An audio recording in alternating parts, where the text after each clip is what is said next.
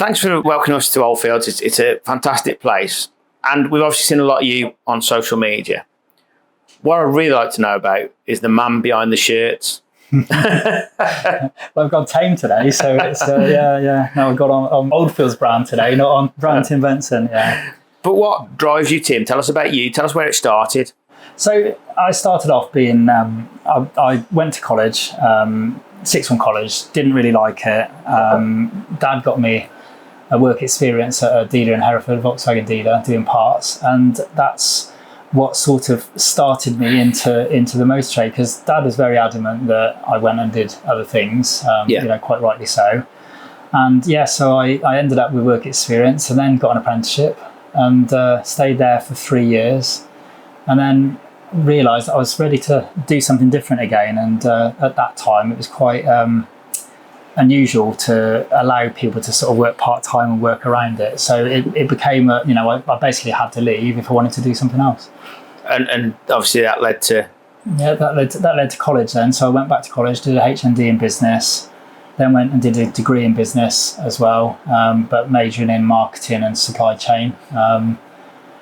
And then went and worked in Wales, met somebody in Wales, and went and stayed down there for 7 years. And then at that point, then came back home. Started off playing a bit of golf, which I wasn't very good at, and then really going to I was serving petrol on the petrol pumps at Mum and Dad's garage, which was the old site.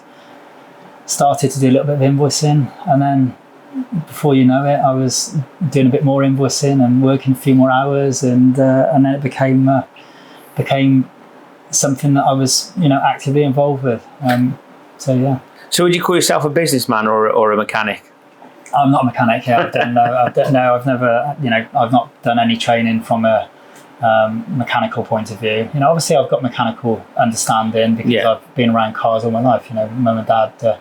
Dad's a technician, so Dad started the business. A mechanic probably is a better description. But so he started the business, and then it's a case of, so I've always had that involvement in cars, but never any interest in fixing, taking things apart. That's not really ever something that's been of interest to me. So definitely the business side is what's attracted me and brought me into Oldfields, and it was the move actually that made the difference. That's what dragged me over the line to be fully committed, if you like.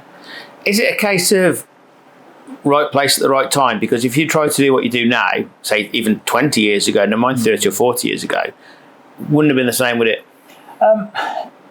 It was. I mean, when we moved here, so obviously bearing in mind my background was working in a dealer operation. So we were, and this isn't a derogatory term, we were a backstreet garage, typical backstreet garage, very traditional type business.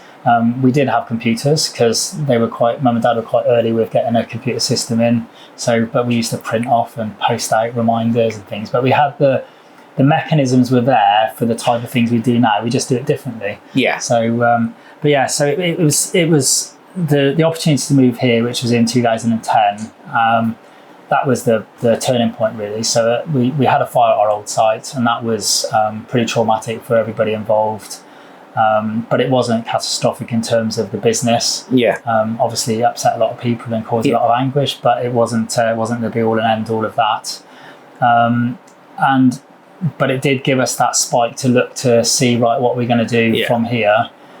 Dad, we had a discussion basically is, does he scale it back and go and do some servicing in his garage with his customers that he acquired, or if I wanted to be more involved, we could move and have a look. And when we found these premises, which, believe it, they're 20 years old now, it just seemed a no-brainer because this was a complete fresh start, and this gave me my inspiration, my vision to think, right, how could we replicate a dealer type service in a building? And we had the building to do it. We had to build the reception to go alongside it.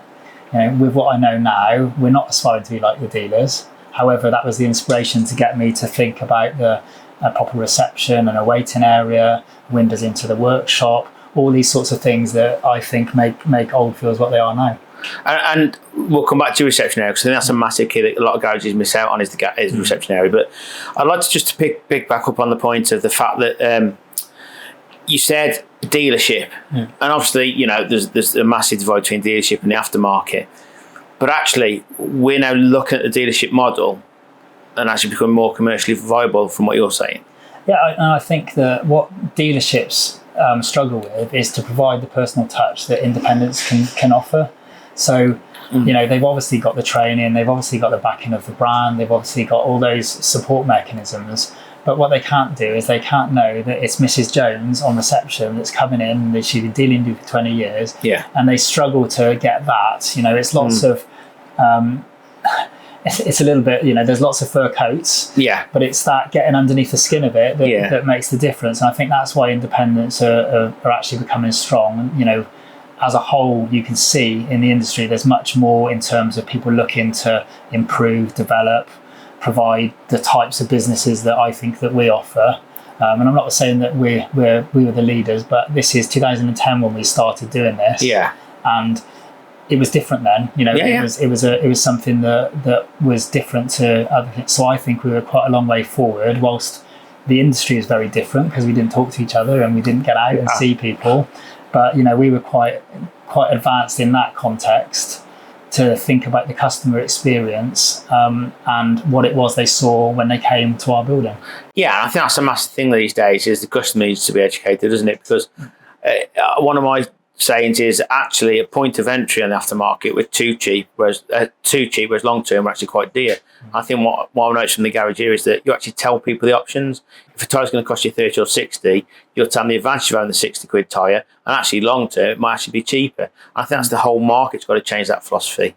Yeah, and I think it's we've definitely pitched ourselves at the around value rather than price, and that's something I've written articles on it. I talk about it quite regularly because people, it's not the price that's the problem. It's just seeing what they're getting for the money is the problem. So if you can create enough value in what you offer, I think price becomes secondary, and we can see that with our customer feedback. We know we're not the cheapest garage in town.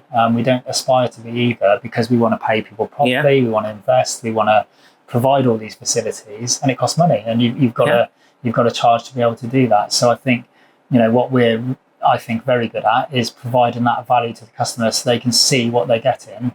And it all starts with your online presence, and then when you arrive, when you go into the building, and it's something I'm being involved in marketing with previous jobs and my degree. It was that's what I wanted to make sure. It's right, consistency. This is, when you see us here, that's what we look like. When you see us here, that's what we look like. When you see us here, we look exactly the same. And that's what I wanted to try and get that message across. Why do you have the philosophy if you'd rather prevent the problems than cure them? Because a lot of garages cure them when they needed to, but you seem to have the whole theme through the garages, let's prevent anything happening.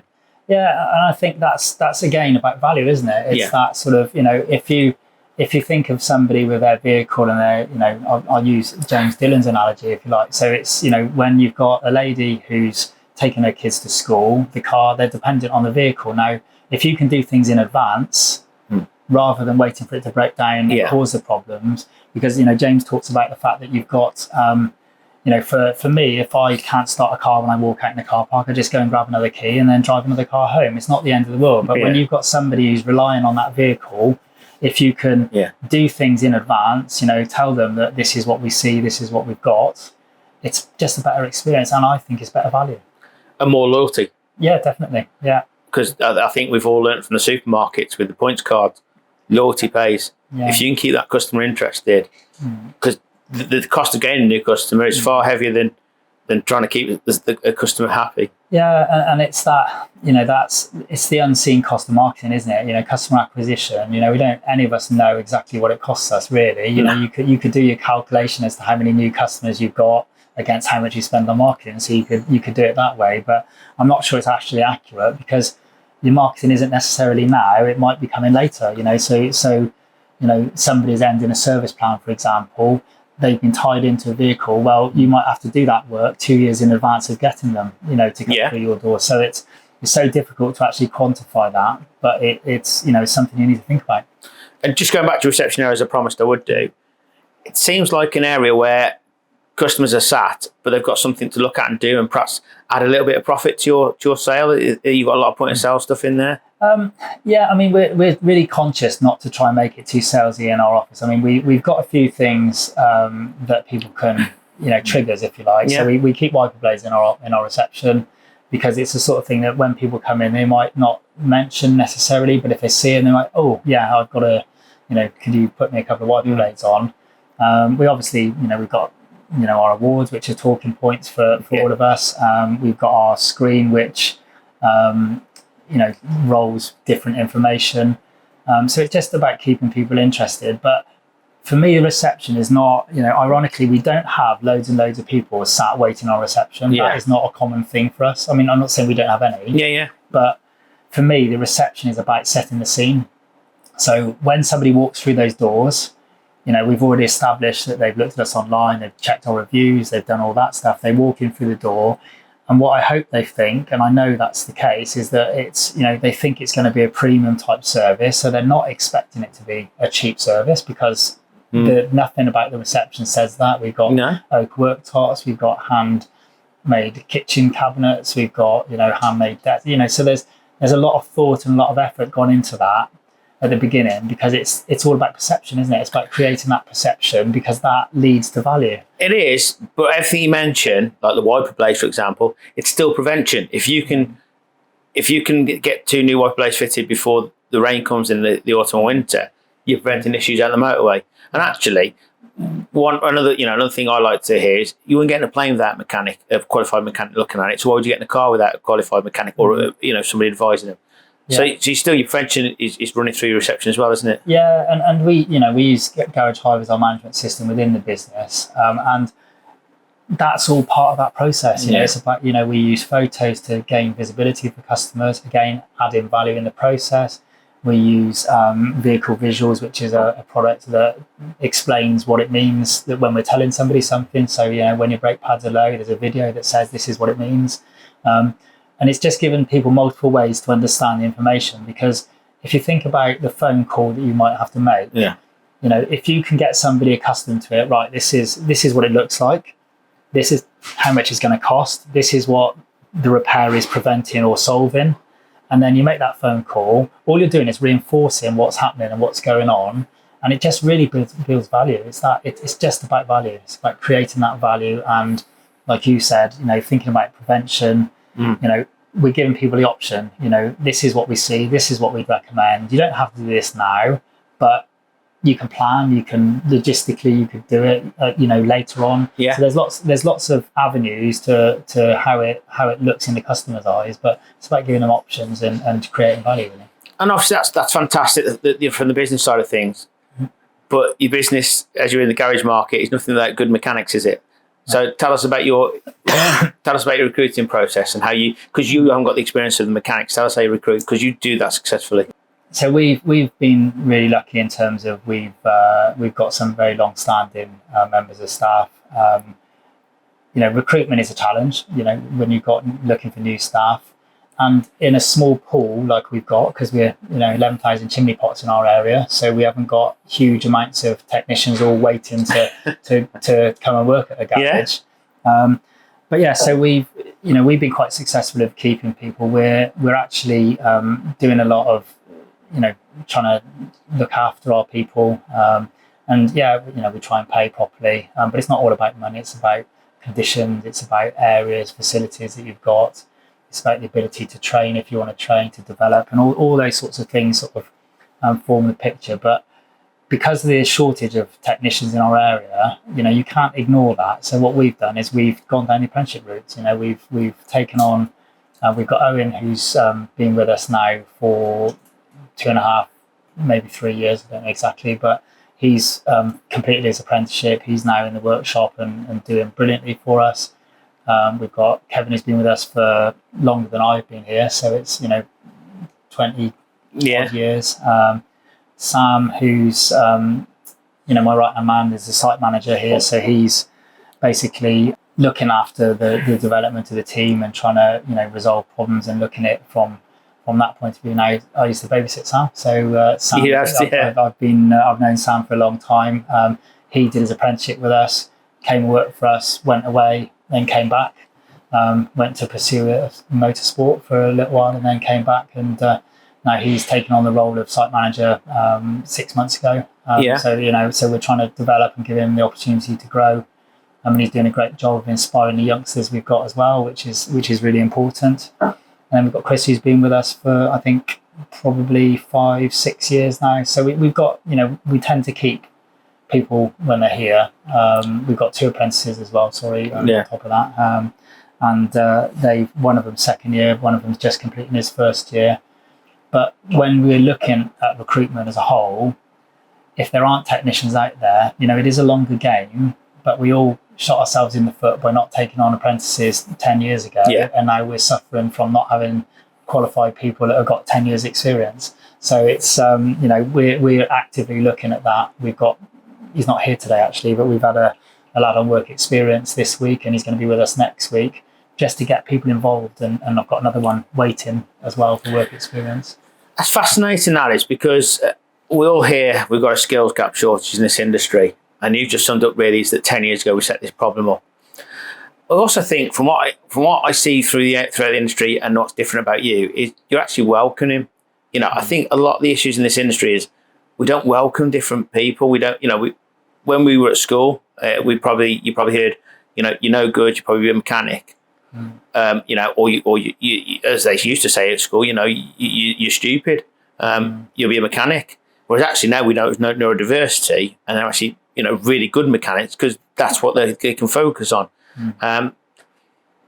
But we need to welcome, don't we? We need to welcome every sector rather than pinpointing people to the industry. We need to open out our arms and say, come in. You've got ethnic minorities, you've got females as well. We need more people. We need a bigger pool to fish from, don't we? We definitely do. And the thing is, it's not just technicians either, is it? It's front of house people. And, we've got, we've only got one female in our business, which is Katie, who's in our front of house team. And, it's a challenge, and it's something that, we've got to encourage people to try it, to people to get involved, because there's, I did a presentation, a little bit of a diversion now. I did a presentation at a school in Kingston, and it was about the automotive industry as a whole, and what types of jobs do you want to do, and what types of jobs are available. I did some research, and the 50 top jobs for 2024 that people wanted to do, I think you could do something like 33 of them in automotive. And it's just getting that mindset of getting people away from, thinking that it's about fixing cars, it's about selling cars, it's about, there's much more to it, many more options. Yeah. And you've got to get people to try it. And this is why I think work experience, and this isn't an industry problem, actually. Work experience is a school problem, because they've not been offering it because of the insurance issues, because of the hassle that goes with it. And it isn't straightforward. You've got to treat the kids differently. Yeah. And you've got to have, an environment that can cope with having youngsters around. But again, if you set the business up correctly, it's not that onerous, it's not that difficult. And all you're actually saying is just come and give it a try. You're not offering long-term prospects, and then if you get a really good one, there's a chance, because you haven't got to worry about that next. I think one thing I'm hearing from your good self is you got the philosophy again of utilise what they have, not make them do something that they don't want. So, for example, one of the biggest criticisms over the years have been phones. Get off your phone when you're at work. And what you're saying is, if you're good on the phone, on the socials, I'll use you. I'll utilise you to promote my business. It's not all about the mechanic. We always need spanner turners in this industry. Yeah. That, even with the new power systems coming out, we still need spanner turners. I think people are missing that. But also it's utilising the skills that the youth have coming through these days. Do you think, as I said, and I'll ask you again because you didn't quite answer this, but is it right place, right time for you as a business owner? Yeah, I think it probably was. Is the stars aligned, out of adversity, really. I'll take this. So the reason I moved back is because I split up with my previous partner. So that's why I moved back home, and I wasn't looking to become involved in the garage, but I liked computers, I liked systems, I liked, marketing, and all of these things are something that you can do as a business owner. Yeah. And that's effectively what Dan offered me. He said, look, if this has got to become yours, not necessarily now, but we've got to gear it towards yours. And then, over a period of time, we started to make some changes that were business changes, not, effectively sort of, Dad, in honesty, did pretty well, but he bought himself a job. and that was his business. Did grow it to have people working here and so on. But I mean, when I joined, it was much more about what is the return on that investment? Yeah. How can you look at it commercially? And I think that's the biggest change. And I think for me, the thing that probably hooked me in, because I don't know whether I'd have still been doing this if this didn't happen, and it was going out to a Unipart car care centre event, which is a regional event, and speaking to some other garages about what's going on. And that completely changed my perception of what's possible, what's doable. Because ironically, I had all this, these skills that I'd learned with doing a degree. I never actually thought about it in the context properly of a garage and what's possible. And once I went to that first thing, and then I went to another big training event, which I think was possibly a GTG or something like that in Telford. I went to another event, and I started to go and go to some of these events, and that really opened my eyes to what else is possible. And it inspired me really to think, right, okay, so what do I envisage Oldfields to look like? If I want Oldfields to be something I'm proud of, how does that look, and what do I... So I started creating the vision and the aim of what I wanted, but it was triggered by getting out and speaking to people, and well, we've spoken about it before, how many, we get a lot of people that we know and we see when we're out and about, but I just can't understand. It just makes no sense to me why you can't just go to an event. Just go to one. Just try it. Just experience it. Yeah. I mean, you're right. I mean, we've heard a lot about the way you've kept the traditions of the business. We've heard a lot about the way you took that on board and moved it forward. Let's now look at the future. Let's go downstairs and let's have a look at what you're doing and what that's going to bring to you in the future. Obviously, back to Tim Benson, the way Tim Benson's taking this business forward. We're in the new area now. What a transformation from what you've said. Tell us about it and tell us why. Yeah, it's part of my sort of long-term vision. We had the ability to secure this unit, which is a no-brainer. Next door to where we are, you don't get any better than that. No. As I think I said to you off camera, we got the ability to have a lease and with the option to buy. So from a long-term point of view, it's really good. But we were looking at our business and how we develop and how we grow. We have got a small pool of catchment because we're in a small town, rural town in Herefordshire, and we need to look at what it was that we got the opportunity to grow with, and we couldn't accommodate commercials particularly well. I mean, we could do vans, and we couldn't. We wanted a dedicated area for diagnostics, and we were in an area that we could work on EVs because we want to be the sort of the first step forwards brigade rather than 10 years and then trying to catch up. We want to be at the forefront of stuff rather than at the end. And obviously, we see the results of it today. I mean, you've got the Navara there that's high up and is being worked on. What does that mean for the mechanics? What have you done for the mechanics there by giving them that machine? Yeah, so it's again about the ability to do stuff safely and to do it efficiently. We haven't skimped on what we've done. We've bought a market leading ramp. And actually that's a shift for us, because I actually contacted people that do a lot of commercial vehicles and said, right, Ed Cockhill, Tim Gadotti, what is it that you use in your workshops to deal with these commercials, and what's the success, what's the challenges? And both said that was the ramp to get. So that was the 2-post ramp we've got. We put a 6.5 metre 4-post ramp in for the bigger commercial vans. Also, we wanted to do more with motorhomes, and yes, that ramp can take those vehicles. However, the reality is they've got to work on it. So from a technician point of view, having a 4-post ramp just feels that bit safer. And that's why we've done it. And also being able to walk under the vehicle, no matter the size of the vehicle, actually saves time as well, doesn't it? Yeah, and that's why we waited, the 2-post ramp. We've got the maximum height we could get on that style, and it just gave us the chance to do that, really. So, and we did have to wait. We had to wait 3 months, I think, for that ramp. But, the impatient part of me was like, can we just go with the next one down and we'll be all right?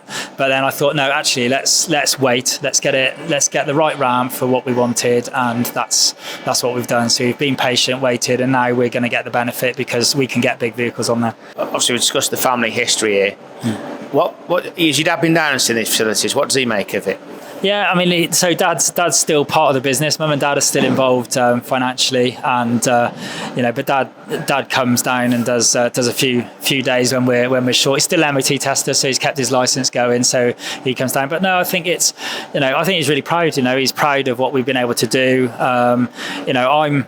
I'm proud because I was able to continue the family legacy with the same values and try and do the right thing and honest and integrity and all the things, the buzzwords that you use. But that really is an ethos with us, and I'm so happy that I've been able to take that, modernise it a bit, and I think the dividends that we're seeing now is because we've held on to our roots really and really kept on that process. A few years, many years ago now, this all came out of a disaster, didn't it? Yeah, I mean, when we had the fire, it was an awful time, particularly for Mum and Dad. We were fortunate that it was a small unit outside the main unit of the building, so from a business point of view we were only shut for about 3 days or something like that, but it's these things, you can either sit and feel sorry for yourself about what's happening, or you can actually dust yourselves off and think, right, actually let's look at it as this wasn't apparent at the time, but there was an opportunity there. When we came to renewing the lease, the landlords didn't want to do it anyway. No doubt the fire had an impact in that, but they had other designs for the site, and that presented the opportunity to look elsewhere. I mean, I know if you come to now, there aren't loads of commercial buildings around that people can move into, and people are sort of sceptical about garages. But I don't think if you were a landlord and you came to see our garage, there would be nothing about our garage that you would think, I don't want them in there. No. And that's the problem. We've got the Kevin Websters of the world, which I know you're a big fan of. So the Kevin Websters of the world, who portray this image on TV as to what garages look like. Yeah, it's changed. But I hope, come and look at this. This is what garages can look like now. And there's an awful lot of garages that are making this transition. And that's what, that's important for us. But I think for a son to take over a garage and take it forward the way it has, your dad and your mum, of course, must have a lot of trust in you, and that must mean a lot to you. I should imagine it's still a bit, son, are you doing this? But I'd imagine overall they're very... No, to be honest, so they officially retired just before COVID. So they had the benefit of all these nice holidays they got planned being completely curtailed with not being able to travel and not being out of the house. But so they've not been so involved in the business. I mean, like I said, I think next year is the end of the financial involvement, but it's they're very proud of what we've done. I know that they've been down, they came down and they see what we're doing. I don't really, I think Dad's surprised about the changes in how prices have changed, because that's when you go to back then to now, it's completely different. But it doesn't matter where you go, does it? You can't even go to McDonald's and buy something for £3 anymore, can you? It's so everything has gone up, and we've just kept pace with that and tried to match that with investment and development of the business. So I think it's very different. I don't get told, you should be doing this, you should be doing that at all. No. That's not the way that it's done. But you can see that it's different. It's very different. But you've kept some of the traditions here, haven't you? You've kept some of them family traditions. You've kept hold of what. Because without that reputation that they built years and years ago, you wouldn't be where you are now. We definitely wouldn't be. So when I sort of look at the key things, so as a second generation family business, there's lots of that in the industry, and I think I look at it as I'm extremely lucky that this foundation was there for me to build on, and that's the truth. They got the values, they'd worked on being decent quality, they'd worked on providing honest and fair service. They've always had customer service at the ethos. It's just what we've done is we've digitized that, and we've taken advantage of the technology that's available. And with my background, I just look at everything from a slightly different perspective, because I've never been technical in that respect. So I'm always thinking about the customer side and how we look and how it is for the customers. Because I think, there's lots of people say it's a given that you should be able to fix cars. And that's an expect. If you bring a car to a garage, that's expected. Yes. That's expected. But what we try and do is to build on that expectation with everything else that goes with it. So obviously we looked at your past now, we'll go to the future. The first question is, has your dad been on TikTok? No, he hasn't. No, he hasn't been on TikTok. No, I think you struggled to get him on TikTok. Yeah. And more importantly, EVs. Yeah. You've got the new electric and hybrid zone. Yeah.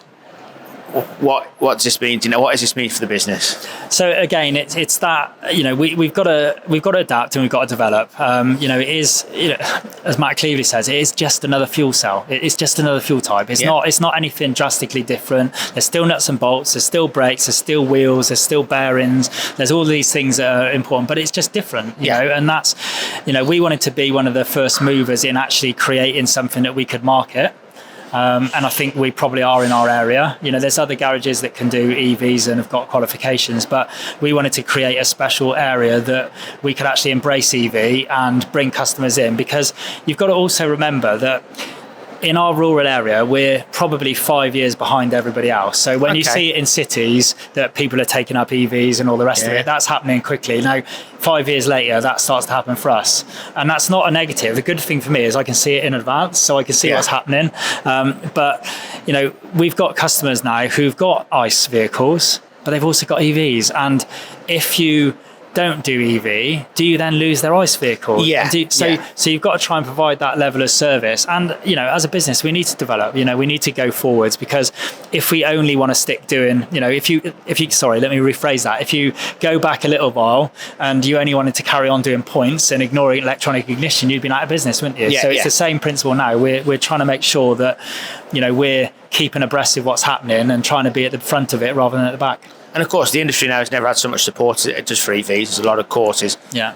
But you have to embrace that and go on them, because it is a safety issue, obviously, with it being electric. Yeah, it's a safety issue. But also EV customers are different. There's different motivations for customers. There's the early adopters are very much about the environmental. Then you've got the business owners, likes of me and other people that are incentivized by the tax, from that point of view. And then, then you've got people who now realise, well, actually, we don't do many miles, so an EV would suit us. So there's lots of different types of people, and you've got to understand the EV customers are, they are a little bit different to other customers. And you've got to talk to them a different way. Yeah, and you've got to know what you're talking about.